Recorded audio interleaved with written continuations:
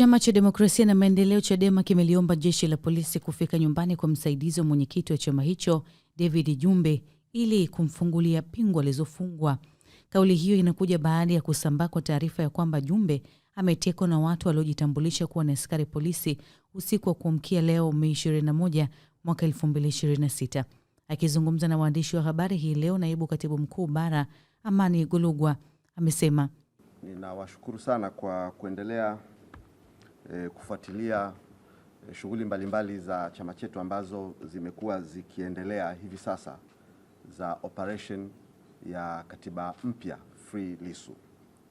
Ninawashukuru sana ndugu waandishi wa habari kwa kuitika wito huu wa kuja kwenye makao makuu ya chama chetu Edwin Mtei House siku ya tarehe 21 leo Mei, ili tuweze kuzungumza nanyi jambo la dharura ambalo limetokea.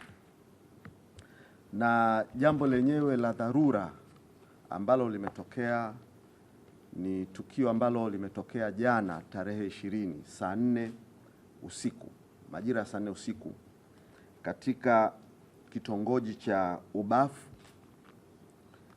kijiji cha Vikawe, kata ya Pangani na wilaya ya Kibaha. Eneo ambalo limetokea katika kitongoji cha Ubafu ambacho kipo katika wilaya ya Kibaha.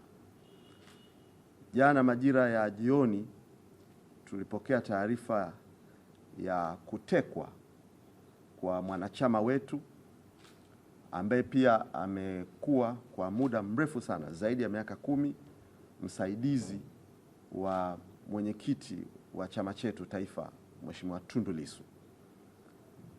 Mwanachama wetu huyu anaitwa ndugu David Jumbe. Majira ya saa 4 usiku akiwa pamoja na rafiki yake ndugu Macha wakiwa wanarejea nyumbani, gari ndogo aina ya Probox ikiwa na pikipiki 2 iliwaparamia, na kisha kutoka kwenye gari hilo walishuka watu takribani 6 ambao pamoja na kwamba walijitambulisha kuwa ni polisi, lakini walifanya tendo la uvamizi ambalo lilikuwa na sura ya uharamia.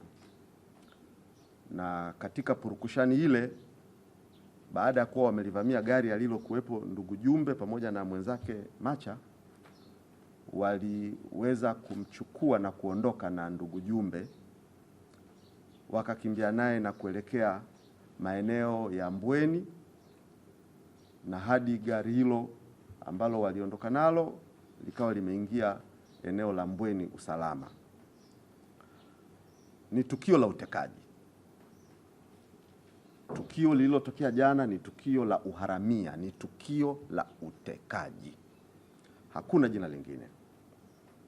Na tukio ambalo limekuwa mahususi kabisa likiwa linamlenga ndugu David Jumbe ambaye ni msaidizi wa mwenyekiti wetu wa chama Mheshimiwa Tundu Lissu. Fununu na tetesi kuhusiana na ndugu Jumbe kuwindwa na kufuatwa zimekwepo kwa muda mrefu. Watu mbalimbali, wengine wakijitambulisha kuwa na askari polisi, wengine bila utambulisho, wamekuwa wakienda pale nyumbani na kuweka matishio hayo, au wakati mwingine kusema tunamhitaji ndugu Jumbe. Sasa jana jambo hili limetokea. Limetufedhehesha, limetusikitisha, limetukasirisha. Huu ni utekaji na inatoa taswira ya kwamba watawala na wanaowajibika na masuala ya ulinzi na usalama, jambo hili halichukuliwi serious. Maisha ya watu hayako salama. Pengine tunashawishika kusema sasa kila Mtanzania sasa alinde roho yake. Chunga roho yako kila Mtanzania, kwa sababu wenye dhamana ya kulinda usalama wetu hatuoni seriousness kwenye maisha yetu. Tunaweza tukasema hivyo. Sasa ndugu Jumbe ametekwa. Mmoja kati ya hawa watu 6 alikuwa amevaa nguo ya askari polisi, na wengine walikuwa wamevaa kiraia, na wakatenda jambo hili la kiharamia. Sasa toka usiku mpaka leo asubuhi pamekuwa na mambo mengi na heka nyingi. Tulipoingia hapa ofisini, amekuja ndugu Macha kutuelezea jambo hili lilivyotokea, na hakufanikiwa kuona nini kiliendelea baada ya ndugu Jumbe kuingizwa kwenye lile gari na watekaji hawa kukimbia nao. Hakufanikiwa kuona na kufahamu nini kiliendelea, lakini watekaji hawa katika harakati za kutaka kuwakamata walikuwa wakiita wafungwe pingu, wafungwe pingu, wafungwe pingu.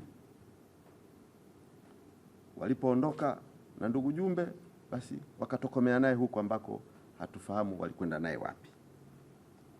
Asubuhi tukiwa hapa ofisini, wakati tunapokea taarifa kutoka kwa ndugu Macha ambaye alikuwepo kwenye hilo jambo, aliingia ofisini kwangu Afande Ibrahim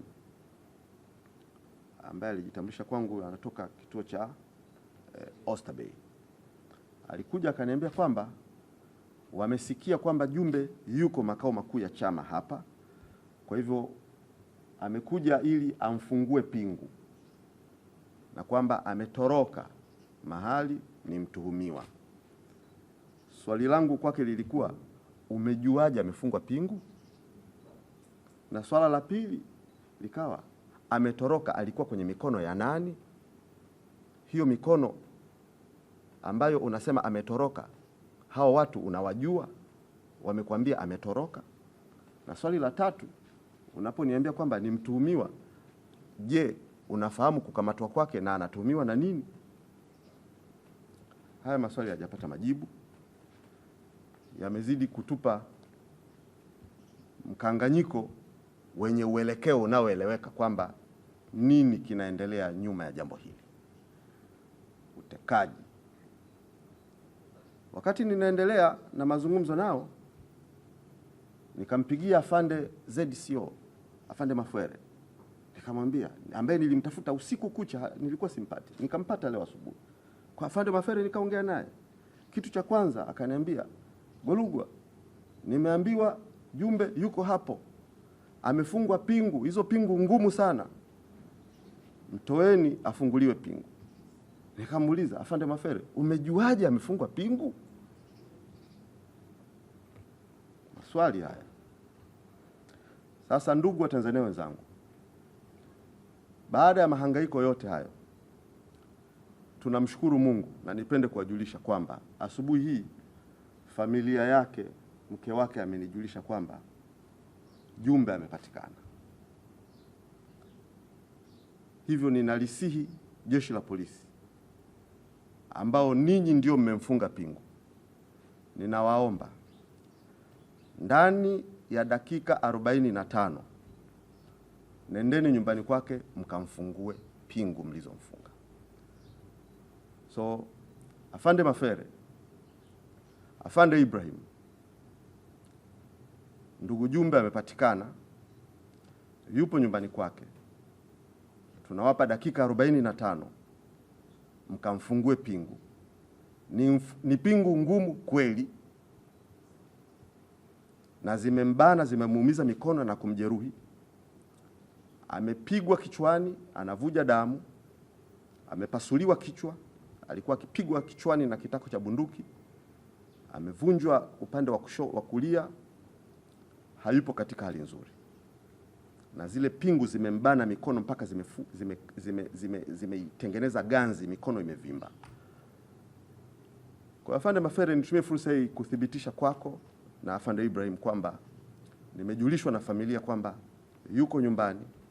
Nendeni mkamfungue zile pingu, alafu tuyazungumze sasa masuala yaliyojitokeza, utekaji na masimulizi nyuma ya jambo lote hili. Ndugu wa Tanzania wenzangu, sisi kama chama tunaiona hali ya hatari katika taifa letu, na hatari hii isiposhughulikiwa tunakwenda pabaya. Wananchi watachoka, watalinda roho zao na mali zao na maisha yao, na jambo hilo na uelekeo huo hapata tufikisha pazuri. tunalaani kwa nguvu zote, na bila shaka ndani ya siku chache baada ya taarifa hii tutayajua na yatawekwa wazi. Ayo TV tunaendelea kulitafuta jeshi la polisi kwa ajili ya kupata taarifa zaidi.